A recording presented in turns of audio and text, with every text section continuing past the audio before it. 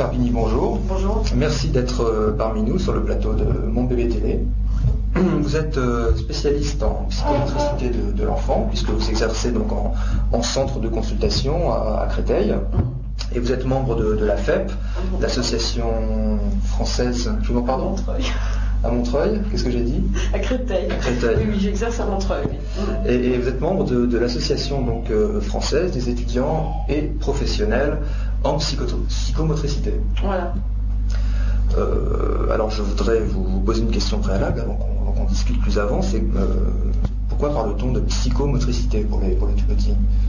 Alors évidemment c'est basé sur un petit peu le concept du développement psychomoteur, puisque chez les enfants jusqu'à l'âge de 3 ans, on peut dire qu'il n'y a pas de distinction à faire entre le développement affectif, intellectuel et moteur. Et donc on parle de développement psychomoteur car chaque aspect doit être pris dans sa globalité en fait.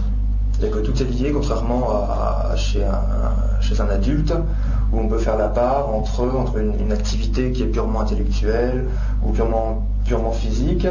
Chez un tout petit, donc, tous ces pôles en fait sont intriqués. Bien sûr, puisqu'on sait que l'enfant va pouvoir exprimer au niveau de son corps des sentiments. Alors que l'adulte, même si on voit qu'il les exprime à travers son corps, il va pouvoir les dire avec des mots, la plupart du temps. Alors que l'enfant, lui, ne peut pas. Donc c'est grâce à son corps, en tout cas, qu'il va nous dire beaucoup de choses. Et qui nous montre aussi son activité intellectuelle.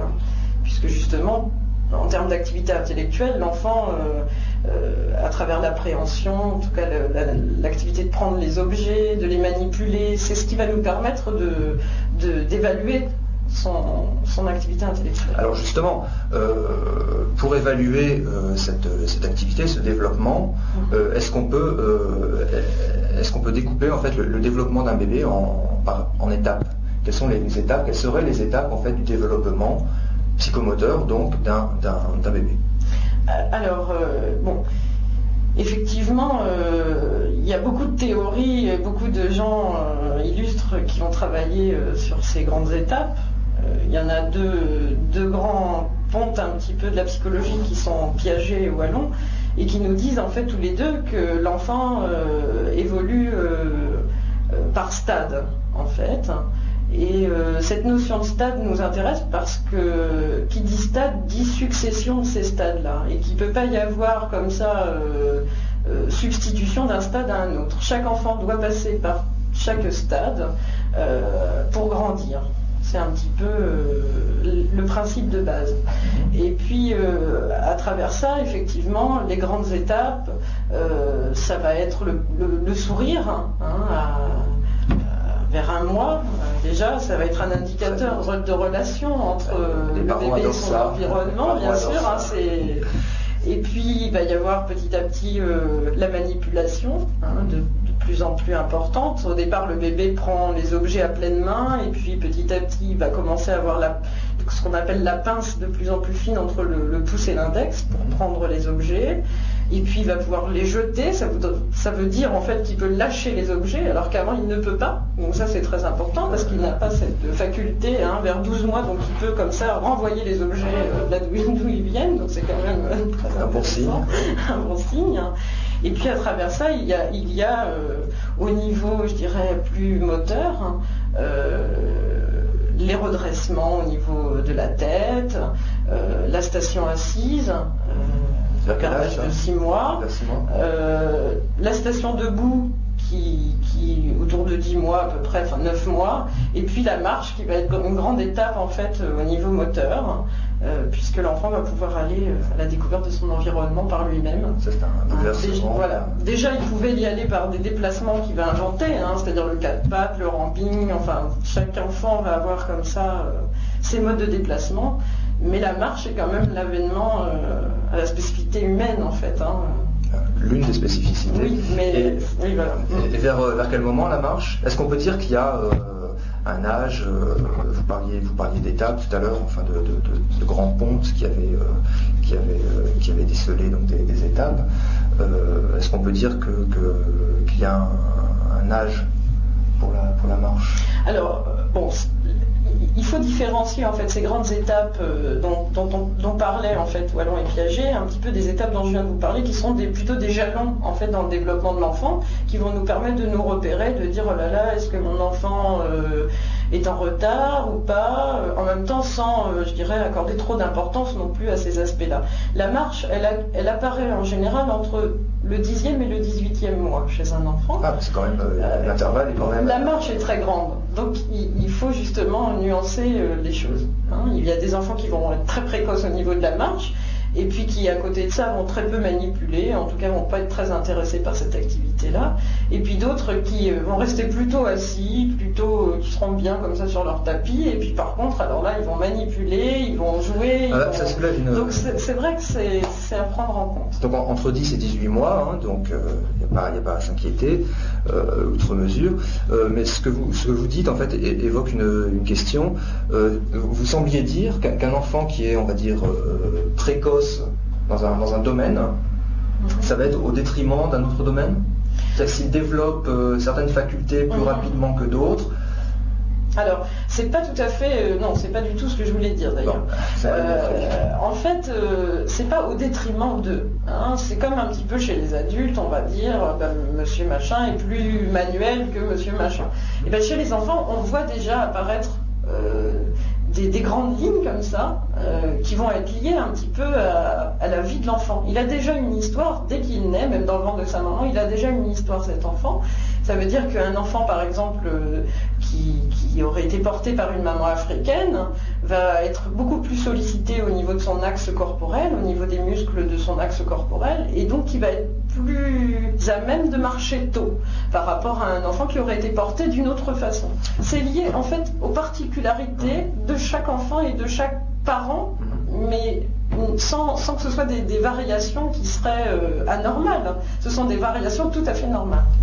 En fait, ce qu'il faut bien comprendre, c'est qu'il n'y a pas chez l'enfant, il ne faudrait pas croire qu'il y ait une activité au détriment d'une autre, comme vous posiez la question. J'ai cru comprendre. Voilà.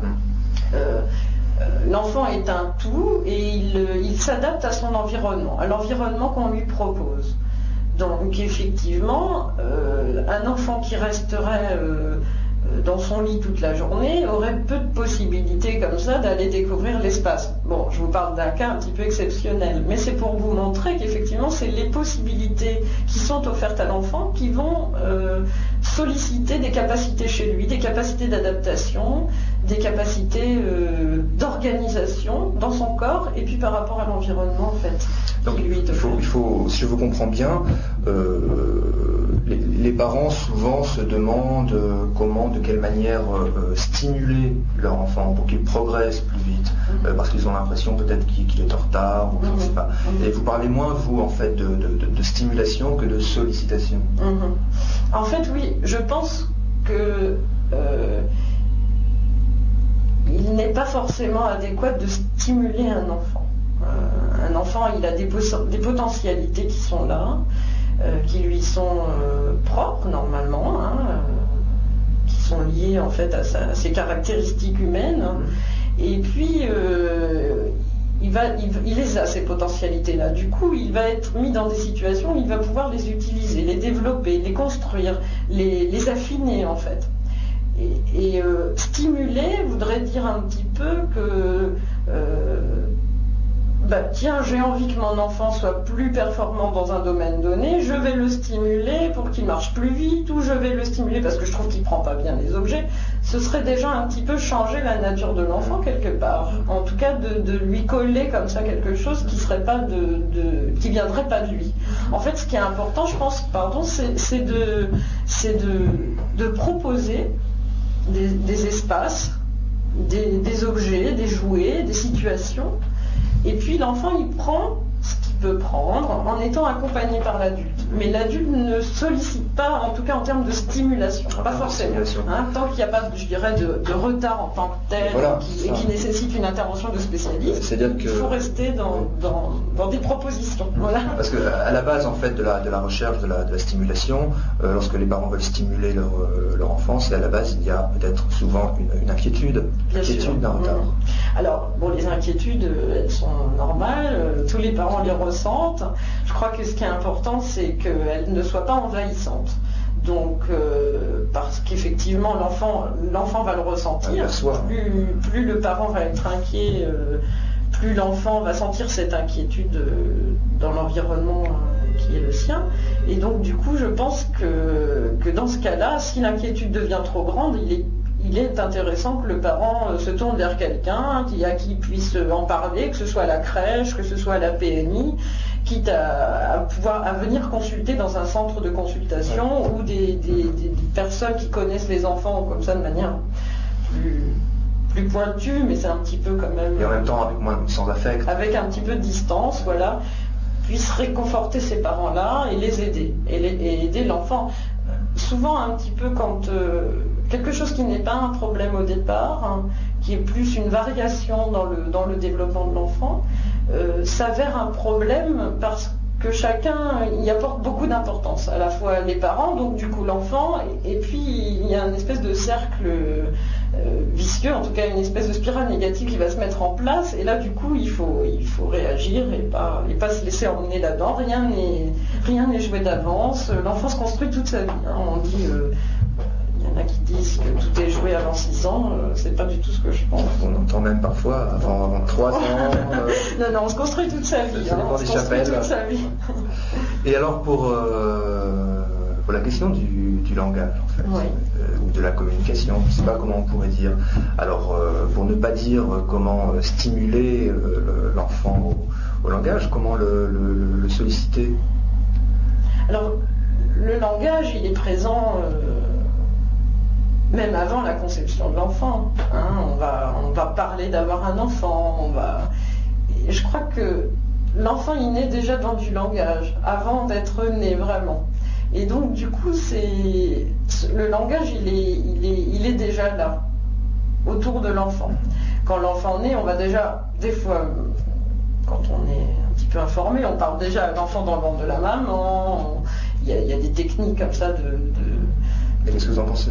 Je pense que ça peut être intéressant. Ça ne doit pas être fait systématiquement et tout le temps, et il faut être en accord avec ça. Il ne faut pas se forcer. Je veux dire, quelqu'un qui se forcerait à faire ça, il y aurait trop de décalage entre, je dirais, son désir et puis la réalité. Et là, ça ne marcherait pas. Il faut comme ça que ça reste naturel. L'enfant, il comprend peut-être pas des mots en tant que tels, avec du sens comme nous on entendrait. Je prends mon dictionnaire, je comprends tel mot, mais il entend le sens plus général de la parole. La musique, la musique en fait de ce que l'on dit, hein, la musique au sens de si je suis motivée, mes paroles vont peut-être être plus rapides, si je suis triste, elles vont peut-être être plus lentes, et en fait le bébé dès tout petit il est porté par ça.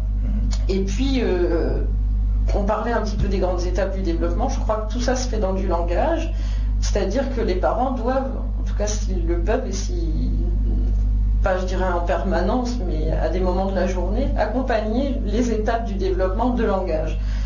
Pouvoir solliciter l'enfant en lui disant oh là là bravo, ou l'encourager plutôt, et puis lui dire ce qu'il a fait, hein, lui dire avec des mots oh tu as fait ça, etc. Voilà, des espèces de commentaires naturels qu'on fait naturellement. Hein, et donc tout ça va faire que l'enfant lui va construire déjà un langage qui est je dirais, archaïque, qui lui ne nous renvoie pas des mots en tant que tel, mais il nous renvoie des informations à travers son corps, à travers ses postures, à travers ses pleurs aussi, et puis plus tard avec le jargon, il va nous parler avec des mots qui n'auront pas beaucoup de sens pour nous, mais que nous comprendrons en tant que parents, et puis plus tard que nous comprendrons tous, parents ou pas. Et moi je suis très étonné par une petite fille de 15-16 mois qui dont je ne comprends rien à ce qu'elle me dit, parce qu'évidemment elle ne possède pas donc